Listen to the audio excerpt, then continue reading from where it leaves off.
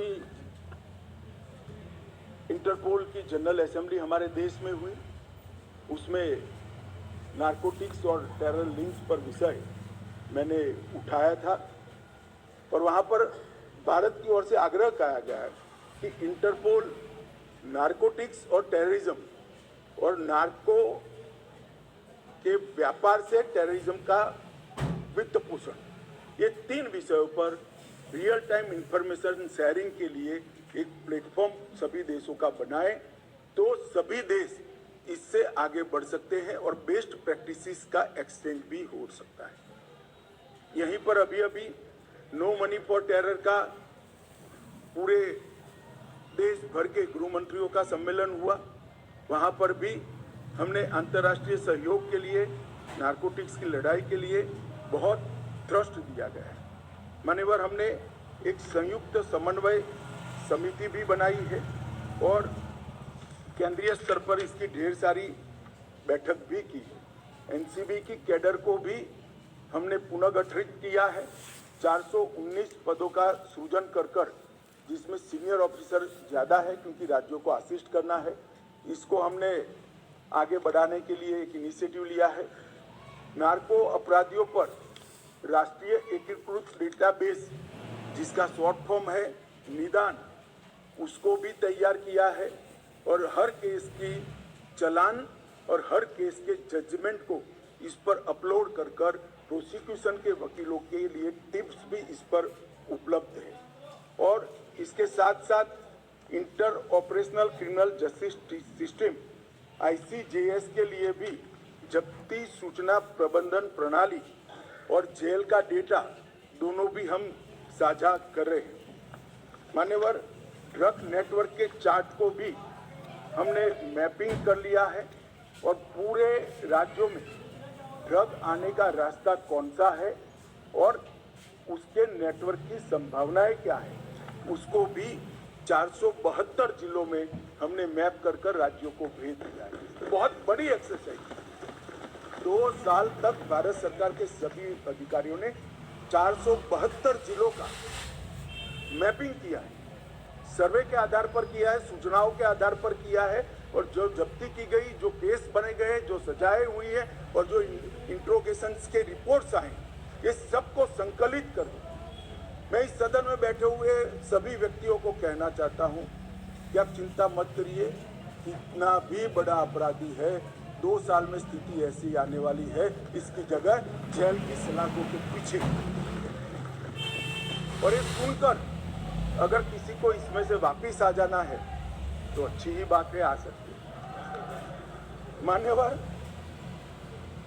NDPS के तहत हमने सीमा सुरक्षा बल, SSB, असम राइफल, ये तीनों को केस करने के अधिकार दे दिए गए, क्योंकि कहते हैं भाई सीमा भारत की जिम्मेदारी है, भारत सरकार की जिम्मेदारी है, निगरानी नहीं रखते, ड्रग वहां से आ रही है।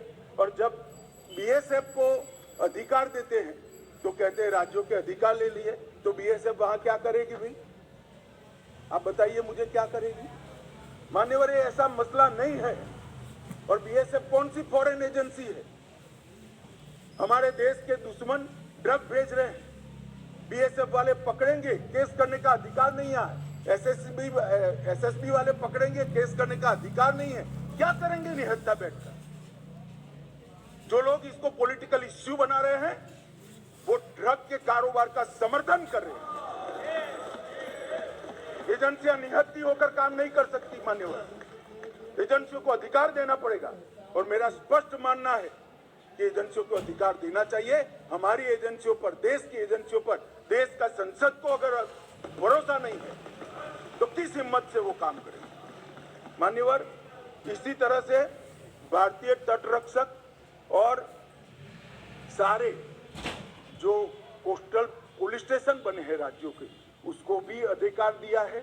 रेलवे प्रोटेक्शन फोर्स को भी हमने अधिकार दिया है और NIA को दुनिया भर में अगर हमारे देश में ड्रग के कारोबार से जुड़ी हुई कोई भी इन्वेस्टिगेशन करनी है तो आज NIA दुनिया भर के देशों में जाने के लिए इसी संसद ने उसको सशक्त किया है, अधिकार दिया है और एम्पावर किया है। मान्यवर फाइनेंशियल इन्वेस्टिगेशन के लिए भी हमने ढेर सारे एक्सपर्ट्स हायर किए हैं। वित्तीय दस्तावेजों के विश्लेषण और उस पर से तारण निकालने के लिए ढेर सारी एक्सपर्ट्स की टीम भारत सरकार के गृह विभाग ने हायर की है। रेवेन्यू डिपार्टमेंट ने कई ऐसे सारे सॉफ्टवेयर बनाए हैं जिससे सॉफ्टवेयर के आधार पर ही इसको पकड़ा जा सके। और अभी अभी जो जिक्र करते थे कि गुजरात की बंदरगाह से 3000 किलो नशा पकड़ा गया, जो आज तक का सबसे बड़ा कैच है, वो कस्टम के सॉफ्टवेयर एनालिसिस के आधार पर ही पकड़ा गया। और मान्यवर अभी कुछ सदस्य पढ़ रहे थे, मैं इस पर कोई टिप्पणी करना नहीं चाहता, सिर्फ एक दृष्टिकोण के बदलाव की विनती करना चाहता हूं। किस राज्य में से सबसे ज्यादा ड्रग्स पकड़े गए, उसका मतलब हम ये ना निकाले कि वो राज्यों में सबसे ज्यादा ड्रग है। इसका मतलब ये है कि वो राज्य सबसे ज्यादा काम करता है और पकड़ता है। अगर पकड़ते ही नहीं है तो कुछ नहीं पकड़ा जाएगा, तो फिर पंजाब में ड्रग ही नहीं है। अगर पकड़ना नहीं है तो आंकड़े अच्छे ही हो जाएंगे। मगर क्या इस दुर्मुख नीति से हम देश को बचा सकते हैं? नहीं बचा सकते। हमारा मुंह मिट्टी में डालने से आंधी नहीं चली जाती मान्यवर, आंधी को फेस करना पड़ता है, सीने पे झेलना पड़ता है। बैठ जाओ, बैठ जाओ, बैठ जाओ, बैठ जाओ, बैठ जाओ।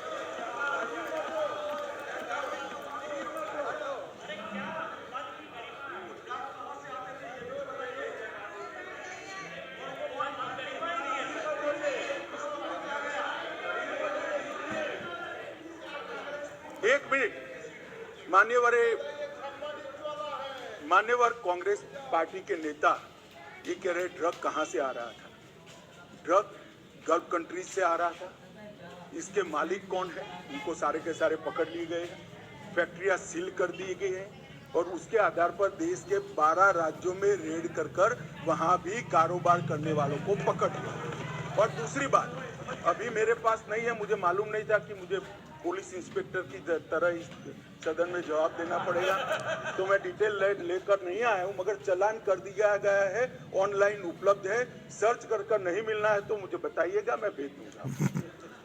माननीय अध्यक्ष जी, संपत्तियों को जब्त करने के लिए भी हमने कार्य पद्धति डिस्ट्रिक्ट लेवल तक सर्कुलेट कर दी है।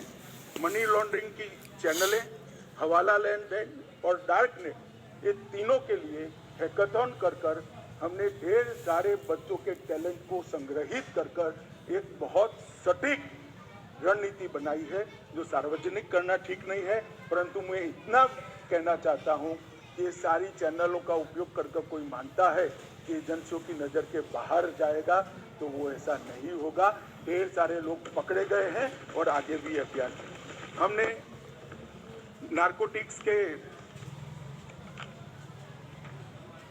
पकड़ते वक्त और एयरपोर्ट पर और बंदरगाहों पे डॉग स्क्वाड की तंगी थी, तो हमने हमारे ही स्वदेशी डॉग की नस्ल को तैयार कर अब बहुत बड़ी मात्रा में डॉग स्क्वाड बना दिए हैं और हम राज्यों को भी मान्यवर दे रहे हैं। मान्यवर एनकोड के स्ट्रक्चर से जो प्रभावी समन्वय हो रहा है, इसको नीचे तक ले जाने के लिए हमने ढेर सारी सूचनाएं दी है।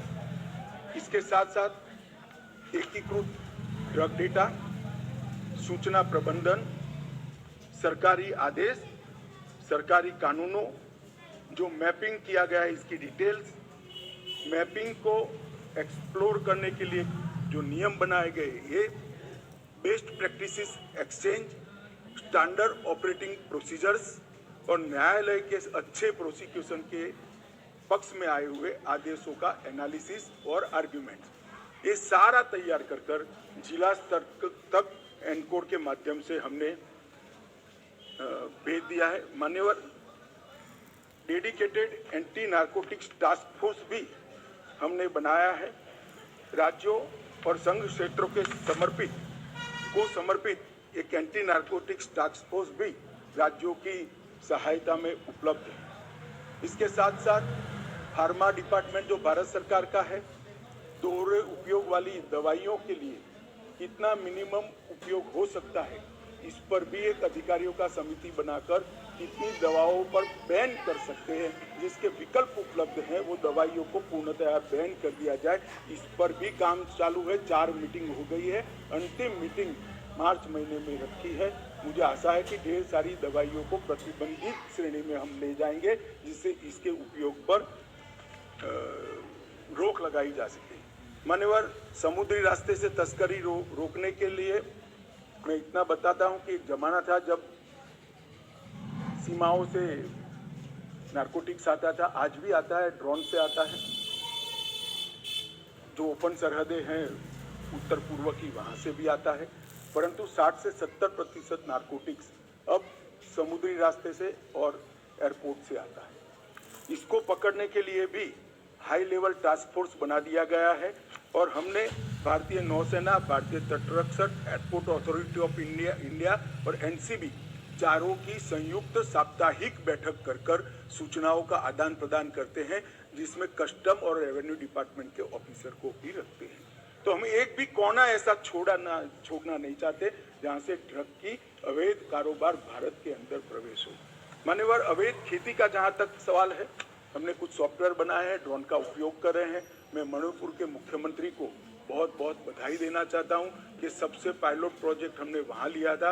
वहां पर लगभग 1000 हेक्टर अवैध नशे की खेती को डिस्ट्रॉय कर उनको वहां पर हॉर्टिकल्चर प्लांटेशन कर रिहेबिलिट करने का प्रयास किया है। इसी प्रकार का प्रोग्राम हमने राजस्थान के लिए भी बनाया है, मध्य प्रदेश के लिए भी बनाया है, सारे नॉर्थ ईस्ट के राज्यों के लिए भी हमने बनाया है।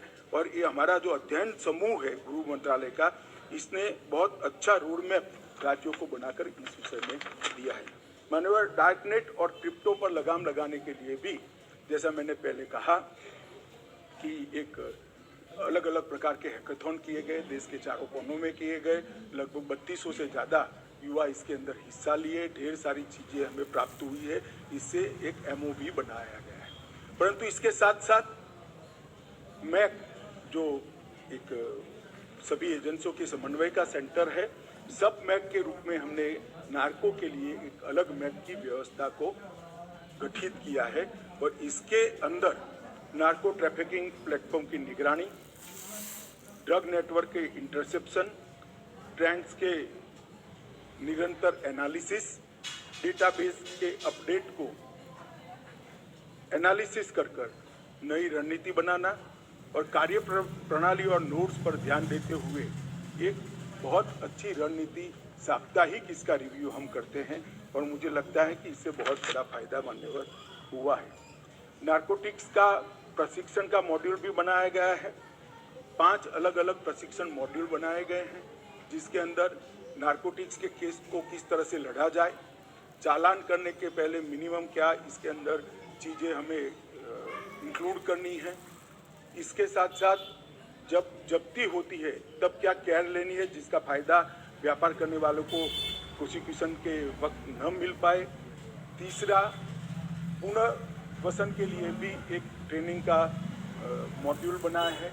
चौथा मॉड्यूल इलेक्ट्रॉनिक एनालिसिस का, सारे डेटा के एनालिसिस का बनाया है। और 5वां मॉड्यूल समन्वय के लिए, अगर फिजिकली नहीं मिल सकते हैं तो ऑनलाइन समन्वय कैसे हो सकता है, इसका भी हमने मॉड्यूल बनाया है। और ये 5 अलग अलग मॉड्यूल का डिस्ट्रिक्ट तक का ट्रेनिंग प्रोग्राम हमने डिज़ाइन किया है। मैं बड़े हर्ष के साथ बताना चाहता हूं कि राज्य स्तर के ट्रेनिंग प्रोग्राम 3 दिसंबर को सारे राज्य और केंद्र शासित प्रदेश के हमने समाप्त कर दिए गए और 40% डिस्ट्रिक्ट में भी ये काम हो चुका है। नारकोटिक्स के फॉरेंसिक के लिए भी एनसीबी और नेशनल फॉरेंसिक साइंस यूनिवर्सिटी के बीच में हमने एक समझौता किया है और नारकोटिक्स की रीजनल लैब हम लगभग देश में 6 भारत सरकार बना रही है, जिससे सैंपल के टेस्टिंग के अंदर देरी नहीं होगी, किसी के बेल होने का संभावना को मिनिमम कर दिया जाए। इस प्रकार की व्यवस्था आज हमने करी है और उसमें डेट के हिसाब से प्रायोरिटी नहीं होगी, क्वांटिटी के हिसाब से प्रायोरिटी होगी, जिससे संजीदगी वाले केस जो है, बड़ी मात्रा वाले केस है, उसके अपराधियों को बेल न मिल पाए। और मान्यवर, ये इससे काफ़ी लोगों को तकलीफ पड़ेगा, मुझे मालूम है, मगर हम चाहते ही है कि उनको तकलीफ पड़े, इसलिए व्यवस्था को मान्यवर किया है। जहाँ तक नशा मुक्त भारत का अभियान है मान्यवर, मैं आपको कुछ चीज़ें सदन को आपके माध्यम से बताना चाहूँगा कि न्याय और सामाजिक न्याय और अधिकारिता मंत्रालय द्वारा 15 अगस्त 2020 को ये अभियान को हमने लॉन्च कर दिया गया है और 372 जिले जो मैंने कहा मैपिंग किए हुए हैं, वो सभी 372 जिलों में लगभग हमने इसको नीचे तक तहसीलों तक पहुंचाने की शुरुआत की। इसके तहत लगभग 2.7 लाख से ज़्यादा शैक्षिक संस्थाओं में 14 करोड़ से ज़्यादा बच्चों ने नशा मुक्ति का शपथ लेने का कार्यक्रम बहुत अच्छे तरीके से मान्यवर किया है। 8000 से ज़्यादा मास्टर स्वयंसेवकों की पहचान कर दी गई है, जो मिनिमम मानदेय लेकर अपना ये काम करते हैं और सोशल मीडिया अकाउंट के माध्यम से भी इसकी प्रसिद्धि करते हैं। नशा मुक्ति की राष्ट्रीय ऑनलाइन शपथ के माध्यम से लगभग 1 लाख शैक्षिक संस्थाओं को और इसके माध्यम से और युवाओं को इसके साथ जोड़ने का भी हम प्रयास कर रहे हैं। जो ऑनलाइन सफाईता FCRA का जिक्र करें, इसमें ढेर सारे NGO भी जुड़े हैं, मगर ये NGO ऐसे हैं जो भारत के समाज को स्वस्थ करना चाहते हैं। कुछ NGO ऐसे होते हैं जो भारत के समाज को प्रताड़ित करना चाहते हैं। दोनों के लिए भारत सरकार की नीति एक नहीं हो सकती। FCRA के कानून का जो पालन नहीं करेगा उसके साथ सख्ती की जाएगी, कोई दया का भाव नहीं रखा जाएगा। विदेश से आए हुए धन के स्रोत राज्य की निगरानी में नहीं हो, ऐसा नहीं चलेगा। बहुत चला लिया जब आपकी सरकार थी। ये नरेंद्र मोदी सरकार है, देश को खत्म करने के लिए देश के अंदर एक कानी पाई भी हम नहीं आने देंगे। आज भी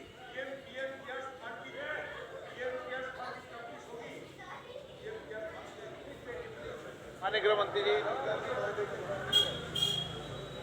मान्यवर, इस मिशन के अंदर चिन्मय मिशन भी जुड़ा है, रामकृष्ण मिशन भी जुड़ा है, आर्ट ऑफ लिविंग भी जुड़े हैं, ब्रह्मा कुमारी भी जुड़े हैं, निरंकारी मिशन भी जुड़ा है और ढेर सारे आध्यात्मिक, धार्मिक और सामाजिक संगठन भी जुड़े हैं। इन पर कोई तकलीफ नहीं है, उनको FCRA के कानून से कोई दिक्कत भी नहीं है। मगर जो लोग देश के अंदर देश की डेमोग्राफी को बदलना चाहते हैं और इसके लिए FCRA का उपयोग करना चाहते हैं, तो वो कानूनन इसकी इजाजत नहीं दी जा सकती।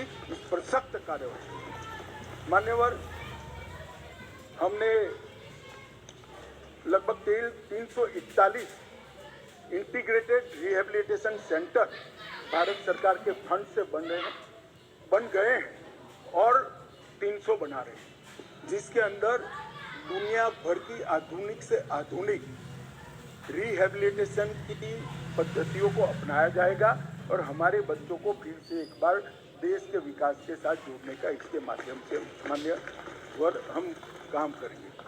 और नशीली दवाओं के खिलाफ जागरूकता के लिए हमने सबसे ज़्यादा युवाओं को जोड़ने की रणनीति अपनाई है।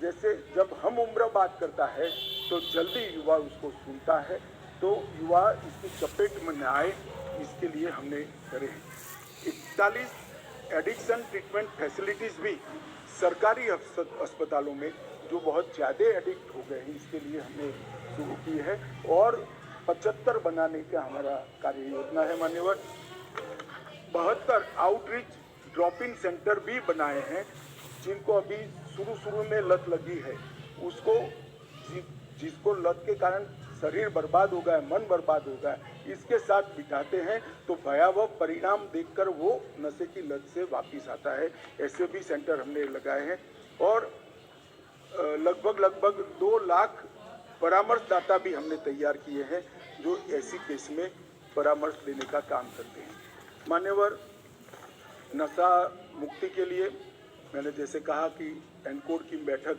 स्वयं मेरी अध्यक्षता में हुई। नशीली दवाओं के दुरुपयोग पर मैंने क्षेत्र वाइज भी सभी राज्यों के मुख्यमंत्रियों के साथ बैठक की है। दक्षिण का बैठक बाकी है, बहुत जल्दी कर दूंगा।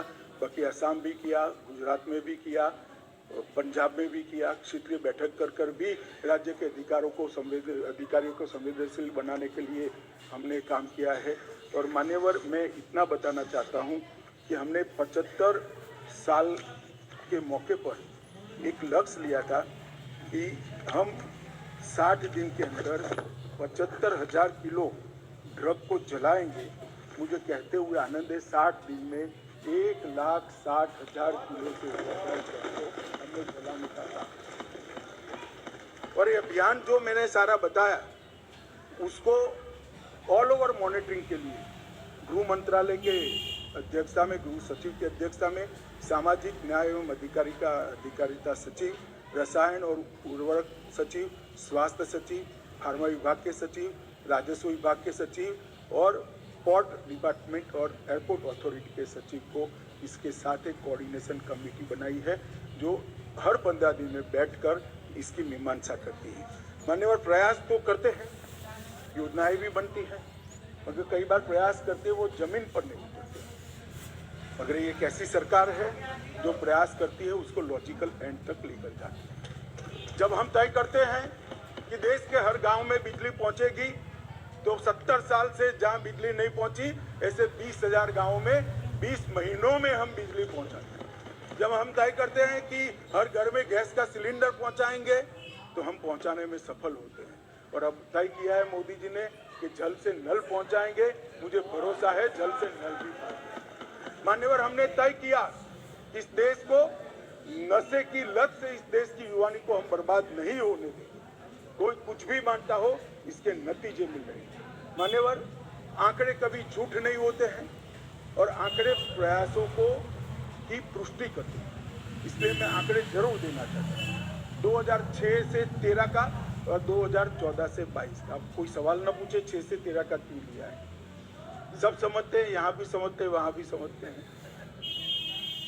मान्यवर, 2006 से 13 में 22,45,000 किलो ड्रग पकड़े गए। 22,45,000। 2014 से 22 में 65,60,000 किलो ड्रग पकड़े गए। मान्यवर, यूनिट्स में देखें तो 10 करोड़ यूनिट्स पकड़े गए और अब मोदी जी के शासन में 24 करोड़ यूनिट पकड़े गए। कीमत में लगभग 23,000 करोड़ की कीमत थी 2006 से 13 में। इतनी महंगाई वहाँ नहीं हुई है जिससे कीमत बढ़ जाए, मात्रा बढ़ी है 23,000 करोड़। और मान्यवर, अब 97,000 करोड़ के ड्रग को पकड़कर जला दिया, 5 गुना ज्यादा। मान्यवर, मामले 1,45,062 रजिस्टर हुए थे, इसमें 4,14,697 मामले थे और कुल गिरफ्तारी 1,62,908 हुई थी और यहाँ पर 5,23,234। पहले गंभीर प्रकार के केसों की क्वालिटी नहीं बनी थी। ड्रग के सेवन करने वाले का केस अलग होता है, ड्रग के खुदरा व्यापार करने का केस अलग होता है और ड्रग स्मगलिंग और ड्रग के डीलर का केस। हमने डीलर और स्मगलिंग के केस को गंभीर प्रकार के 13,000 केस मान्यवर डीलर और स्मगलिंग करने वालों के खिलाफ रजिस्टर। ये बताता है कि हमारी दिशा सही है, परिणाम भी मिल रहे हैं। मान्यवर, कई बार मैं तो आश्चर्य करता हूँ, कई बार सभाओं में मैंने देखा एक राष्ट्रीय नेता उपस्थित नहीं, उपस्थित होते तो नाम भी दे देता यात्रा में। तो नहीं, मैंने कहा ना, नहीं, मैं सुनिए ना, मेरा सोच के बारे में कुछ नहीं है, समझ के बारे में समझो जरा। मान्यवर, मैंने गुजरात के चुनाव के वक्त एक भाषण सुना कि गुजरात में ड्रग का कारोबार बढ़ गया है, गुजरात से ड्रग पकड़ा गया।